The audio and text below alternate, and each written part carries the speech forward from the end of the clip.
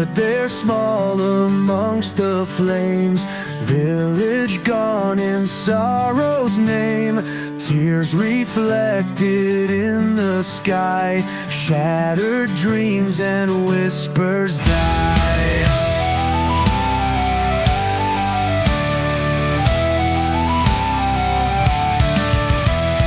Smoke and ashes fill the air, memories lost in deep despair. She clutches dolls of vanished past in chaos where the shadows cast. Embers of yesterday burn the night away.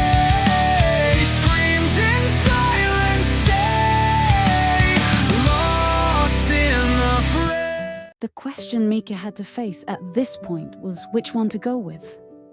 Was Oscar or Mia's design the better choice? Clearly, Mia's was the more effective for their current mission. But Oscar's had more utility for the long run, offering up more capabilities for other types of missions. As Mika looked over the datapad, just before she started to become frustrated, unable to make a clear decision, a thought seemed to pop into her head. Why don't we do both? Mika said, holding the datapad. What do you mean? Oscar replied. I mean, exactly that. Why don't we just do both? Is there a way that you can set the design so that you can shift between the two forms? Or have a dual form? Something that's a middle ground in between the two? Actually, Mika said as she looked over it, beginning to swipe her finger across the screen, making alterations, beginning to overlap elements of each design, doing so for a few minutes as the engineers watched. Yeah, that looks like it should work, Mika said as she walked over in between. The two began to hold out the datapad so that they could both see. This should make the best of both of your designs.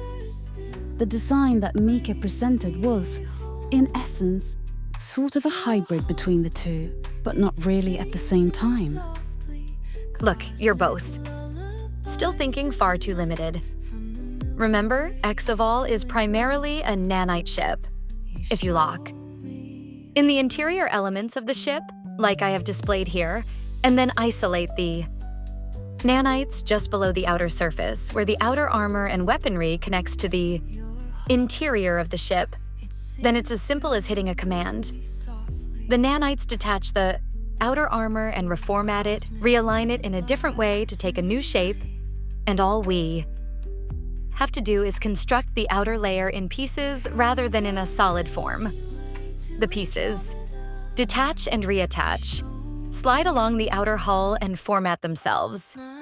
In that way, we can have the best of both, shifting between the two forms. In fact, when you look at it that way, we can completely wash away all of the limitations of most spacefaring vessels. You could go even more extreme, pressing offense or overall utility, even more with each form.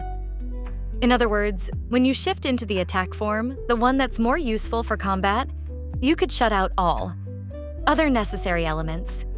Cut the docking bay off completely, seal all non-essential equipment, and vice versa. It works the same way. When you shift out of the attack format, you could basically make the vessel a fortress with high utilitarian use, but little to no combat capability. Damn it. Oscar said, starting to rub the top of his head. Shit, why didn't I see that? Mia added on. You're still left with a problem. That sort of design also leaves us very open. You'd be vulnerable to attack during the shift, and not only that, you wouldn't be able to produce energy deflection shields, and you'd have to shut down all exterior equipment while the shift was occurring.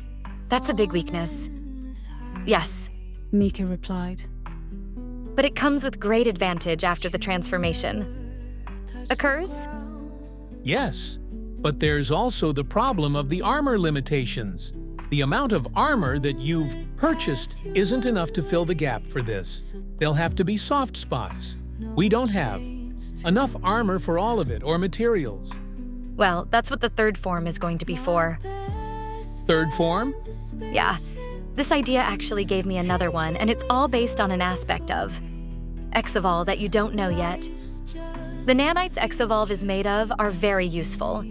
They're able to do a great number of things, including break down enemy ships. In fact, even the form that it had. Before this was only gained by devouring another vessel. What? Oscar shouted. Yeah, Mika replied. it ate a pirate ship, and all of its non-manite components were absorbed by exovolve. The nanites that it's made of have the ability to break down things at an incredible rate, in case you haven't noticed. And there's no limitation on size. So I want you to get cracking on making perfected forms for these two, along with one more. We should probably think up catchy names for them too. Right now, for the third form, I'm thinking Cannibal ship. There's a catchy ring to it. And basically, the primary function of this third form is going to be when one of our adversaries possesses something that we want. At which time, we can shift into Cannibal ship form, devour the other ship, and take what we want. And that includes armament, weaponry, and alike. Unlike every other ship, Exovolve doesn't have to be afraid of a competent or well-armed opponent. As long as we beat them, we can make their strength our own. If we defeat another starship, we can take their armor in order to replace our own. If they have better weaponry than us, we can simply absorb it and replace our own weaponry, or augment it. Add to it even. This does present some issues. For example, you engineers are probably going to be getting a lot of work, having to redesign Exovolve on a regular basis.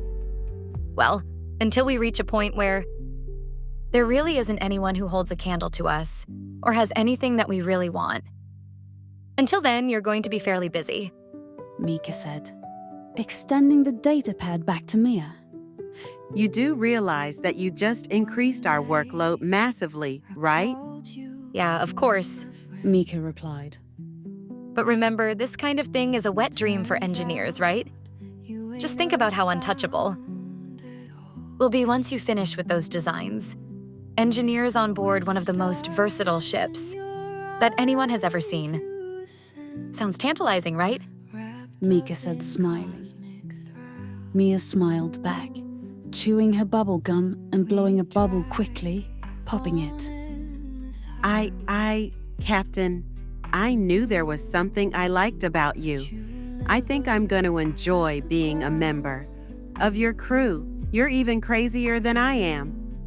Well, I'll take that as a compliment. Oh, could we stop complimenting each other for just a moment? Oscar said, interrupting the two.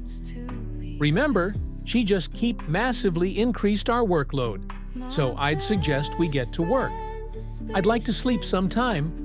All right, old man. Mia said as she approached Oscar, and the two began to work once more, now seeming to have a renewed sense of interest and motivation.